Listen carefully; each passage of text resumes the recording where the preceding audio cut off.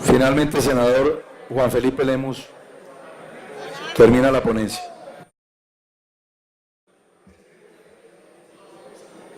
Presidente, muchas gracias. Yo voy a procurar demorarme no menos de 1 hora, apreciados compañeros. Voy a presentarles, para que me pongan un poco de atención, cuáles fueron los artículos que en el texto aprobado por la Cámara de Representantes fueron excluidos. Pero antes de referirme a eso, quiero hacer una reflexión filosófica y doctrinaria sobre este Plan Nacional de Desarrollo. Y quiero que me regalen 5 minutos de su atención, porque como lo decía un reconocido economista, Harlix, la historia de la pobreza es casi que la historia del mundo. Aquí algunos sectores de la política han querido expresar en la opinión que este Plan Nacional de Desarrollo no va a fortalecer la lucha que desde 1961, cuando se aprobó el primer Plan Nacional de Desarrollo en el gobierno del presidente Alberto Lleras Camargo, conocido como Plan Decenal de Desarrollo, desde esa época hasta hoy, el principal objetivo que han utilizado todos los gobiernos en estas que son sus hojas de ruta ha sido resolver el problema principal del Estado colombiano, que es la reducción de la pobreza, la consolidación de las clases medias y su sostenibilidad. Basta revisar las cifras para observar cómo estas políticas, cómo este modelo que algunos señalan en la opinión pública, un modelo que se basa en los valores de la libertad de emprendimiento, de la dignidad de los seres humanos para fijar los propios pies sobre la tierra y tomar sus propias decisiones, ha venido permitiendo que la pobreza en el mundo y en Colombia se reduzca. En el 2002 habían cerca de 20 millones de colombianos en estado de pobreza extrema. A la fecha hay alrededor, de acuerdo con las cifras del DANE, 12 millones de colombianos. La meta en este Plan Nacional de Desarrollo, considerada ahí en las bases del plan, en el articulado que las desarrolla y en el Plan Plurianual de Inversiones, es sacar de la pobreza extrema en los próximos 4 años a 1.5 millones de colombianos y a 2.9 millones de colombianos que hoy están en condición de vulnerabilidad. Reafirmo este argumento con lo que ha expresado el Premio Nobel de Economía Angus Deaton en el libro que acaba de escribir denominado El Gran Escape.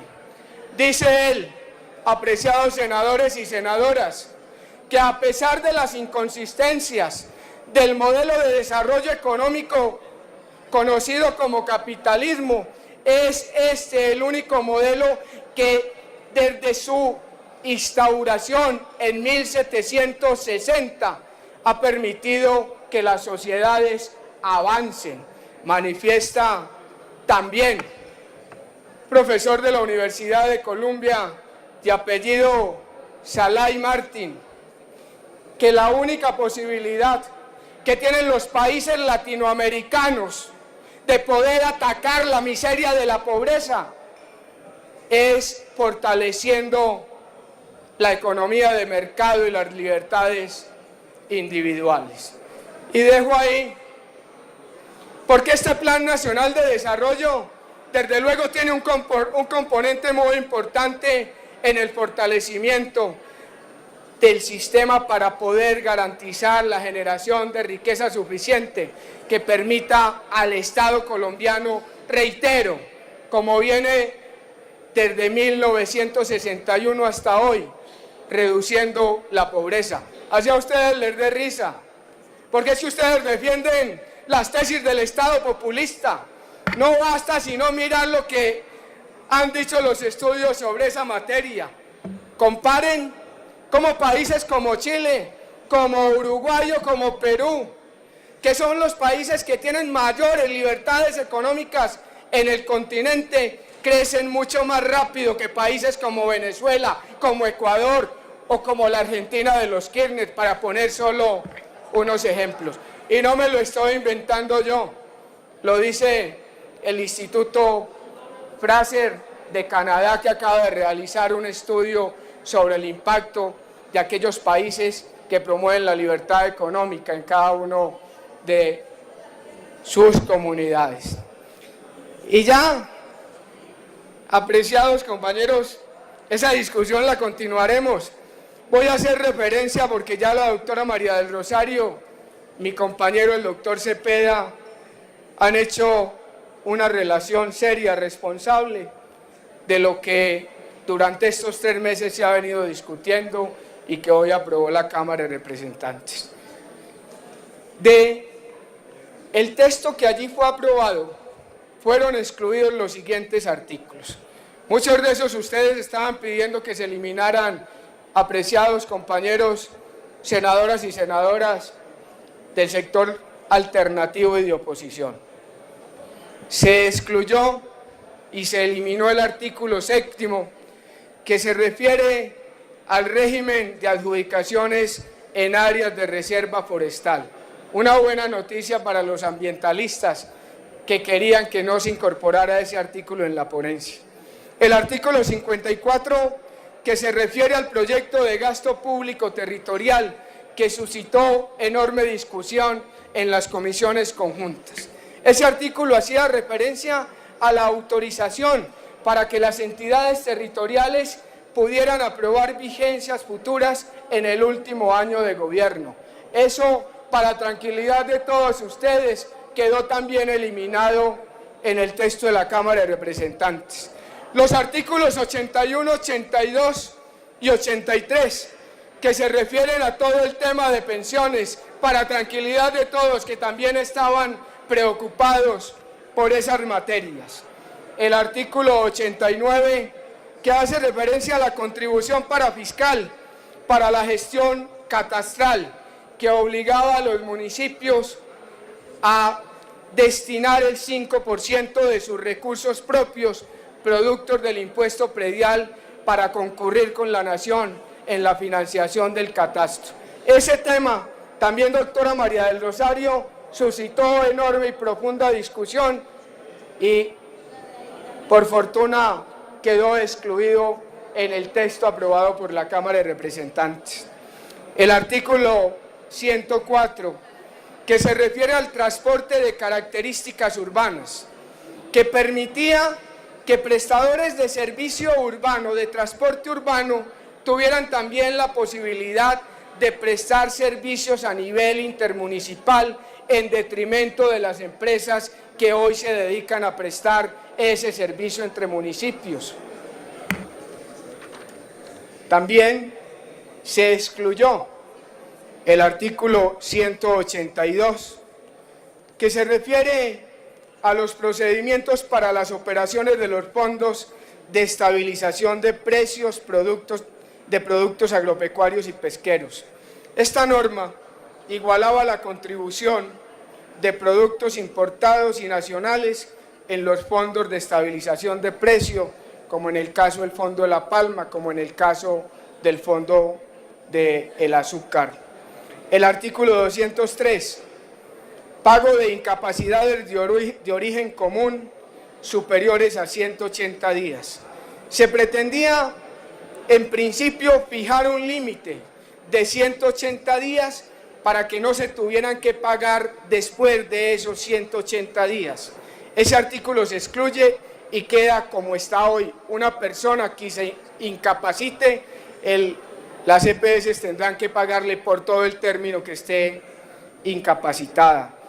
El artículo 247, que se refiere a la devolución de aportes al Sistema General de Seguridad Social. Establecía un sistema de devolución de pensiones otorgadas, queda como está hoy. Aquí se pensaba saltarse la vía judicial para que fuera el Estado a través de la entidad correspondiente el que hiciera esa corrección. Hoy tendrá que seguir acudiéndose a los tribunales de Colombia. También se excluyó, apreciados senadores y senadoras, el artículo 330, facultades extraordinarias para modificar el seguimiento y el control al Sistema General de Participaciones. Aquí, quienes defienden la autonomía del Congreso de la República tienen una victoria. Si el Gobierno Nacional quiere modificar el Sistema General de Participaciones, tendrá que venir a este Congreso a tramitarlo a través de la vía legislativa que corresponde. Artículo 334, supresión, fusión o modificación de consejos y comités. El Gobierno Nacional, las entidades están llenas de una cantidad de comités, de consejos, para abordar y tratar diversos temas de la administración pública. Se proponía aquí que les entregáramos unas facultades para modificar eso y reformarlo de manera directa. Este artículo también queda excluido en el texto aprobado en la Cámara.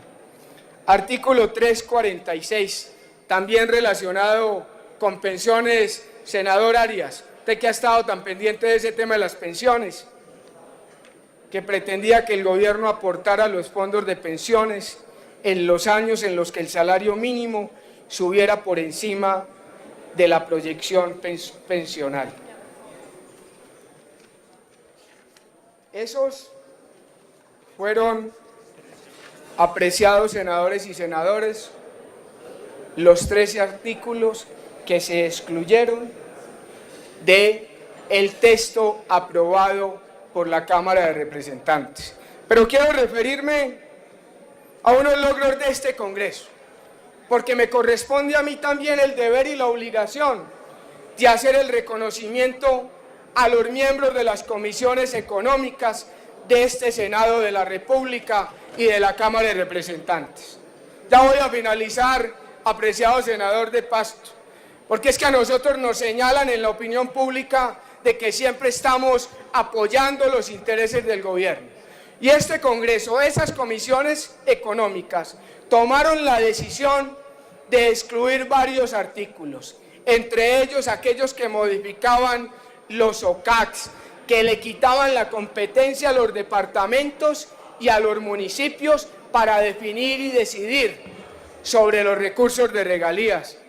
También se suprimió, desde luego con la anuencia del gobierno, en ese caso, de eliminar el artículo que pretendía suprimir los subsidios de energía para estrato 3 y reducir los subsidios para estratos 1 y 2, que como venía en el proyecto inicial, iban a generar un aumento en cerca de 700% para algunos sectores en el costo de la tarifa. También se tomó la decisión de excluir y de eliminar el artículo que en el texto inicial tenía el número 181, el de facultades extraordinarias para el Gobierno Nacional para reformar la estructura del Estado que ellos consideraran. Si el gobierno va a hacer una reestructuración de fondo, como se lo ha propuesto, deberá presentar a este Congreso de la República cuáles son esas entidades y las razones para hacerlo y tramitarlo a través de la vía legislativa. Y ya no les voy a cansar más, senador, pero quería hacer referencia a esos artículos, porque aquí se ha trabajado con profunda y enorme seriedad. Muchas gracias, señor presidente.